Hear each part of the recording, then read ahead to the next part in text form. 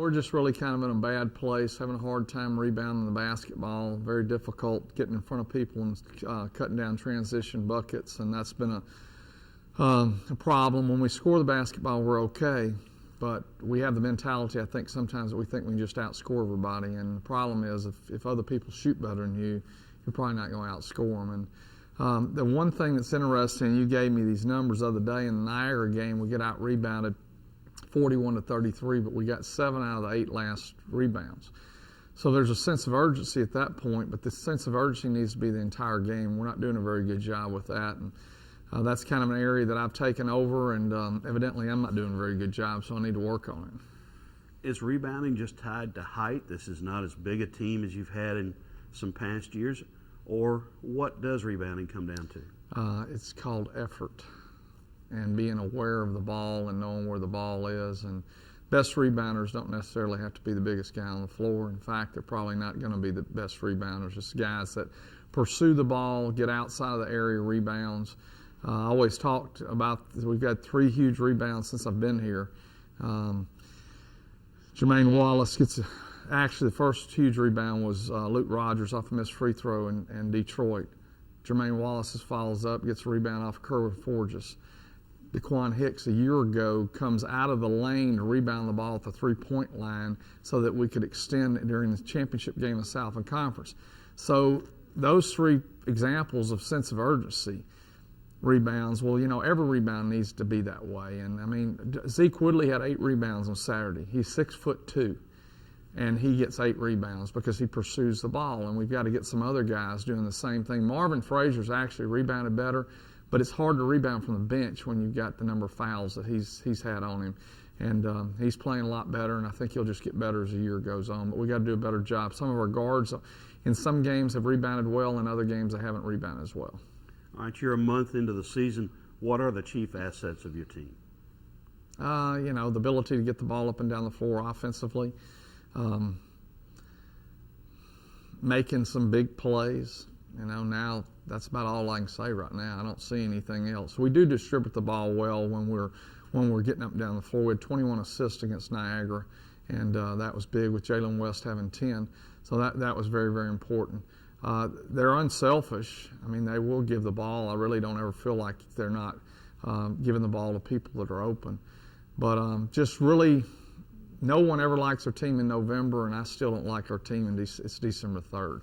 So we've got to improve and get better. And it's a long way till January the 2nd when we open up our conference play. But we got to start making some progress. Now, does making progress mean you're going to win the next games ahead?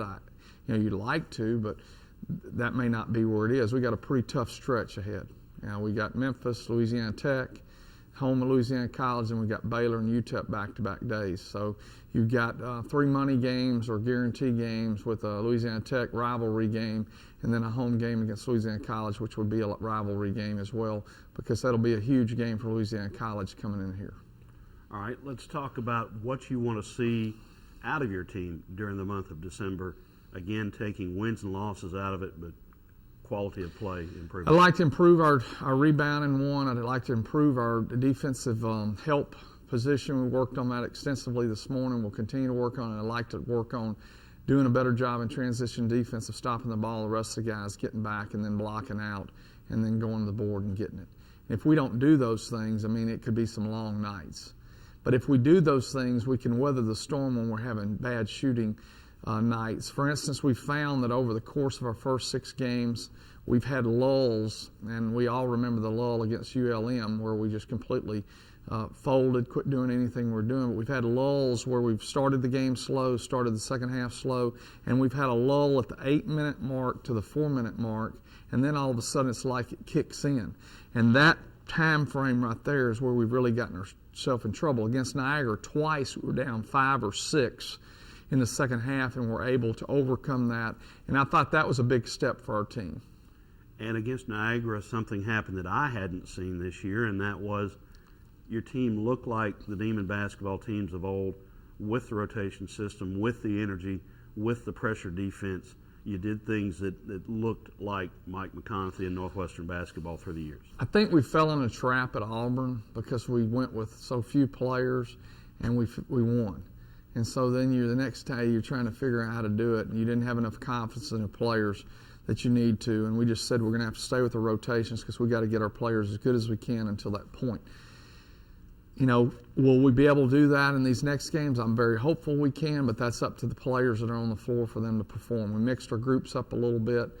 This morning in practice, the group with Jalan West, Marvin Frazier, Zeke Woodley, Trayvon Joseph, and Bryson White was really, really good. The other group did not compete as well. Parts of them did. DeQuan Hicks had a better practice this morning, but our other guys in that rotation just didn't do the things that they should do. All right, let's switch gears and talk about Memphis. You're an AP Top 25 voter, have been for 6 years. You're very familiar with all of college basketball, but I know you've kept a particular eye on the Memphis Tigers. Talk about the challenge the Demons face Saturday at night. 4 really, really good guards with Dixon transferring from Missouri in there. They already had 3 and transferred him in. And, they're just really, really talented. Shaq, good one, unbelievable player. The other kid's name escapes my mind. That was a big-time freshman. So playing really, really well. The one thing is they're going to play hard, but the one thing is that they're not size-wise. They're not massive, but they are quick and they are aggressive and they are tough, and it'll be a real challenge for us. From a style standpoint, though, it sounds like they're going to want to hit the gas. You guys have been at your best when the throttle's been open. It could be a fun open floor game. It could be a fun open floor game. It also could be a Molotov cocktail too, because it could just explode on us at any moment. So it's one of those things where we're going to have to try to play our game, understanding if we don't get something, then maybe we need to bring it out to get the ball inside and make some things happen. And I think that's where we've gotten ourselves in trouble. We're not shooting the ball well. We just continually cast up shots that we don't need to take. And part of that is if you want to call it, is a problem with my coaching, but I try to let players make plays. But you also got to be smart enough to know if your guy needs to be shooting. If there's somebody 8 feet back away from you, probably there's a reason you're open, because the scout says he can't shoot. So you probably don't need to shoot. So we've got 1 or 2 situations like that we need to correct. You never had anybody 8 feet away from you when you were playing, did you? No, I didn't. I just wish I could still play. Well, let's go back a little more recently. Last week, Thanksgiving, I know that you're a reflective gentleman, and what, as you took stock on Thanksgiving, from a Demon basketball perspective, were you thankful for?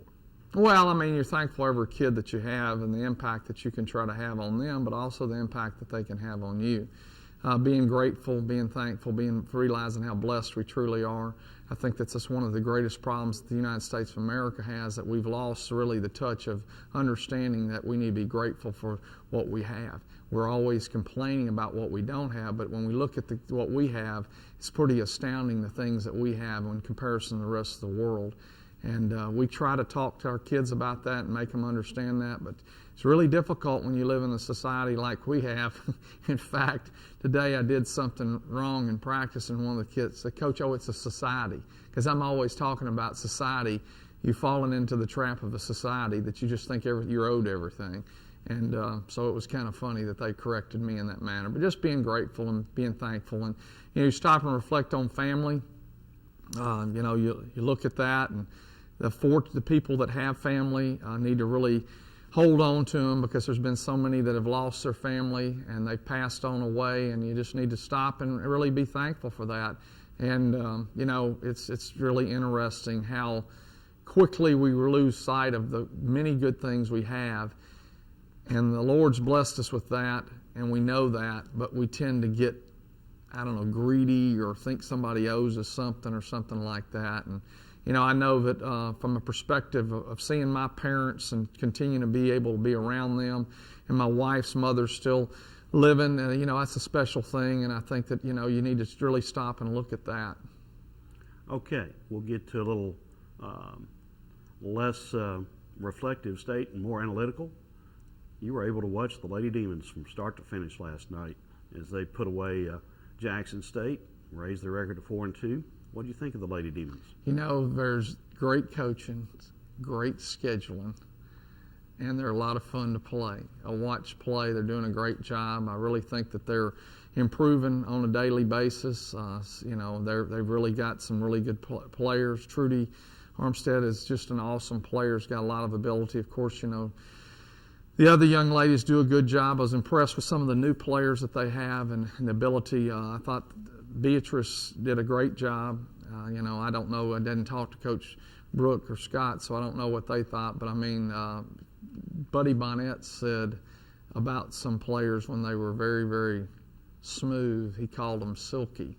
And at times she was really silky smooth last night at times. I know she made some mistakes as a freshman, but I thought that she did some nice things. And they're playing together and doing a good job, and they're going to have a great year.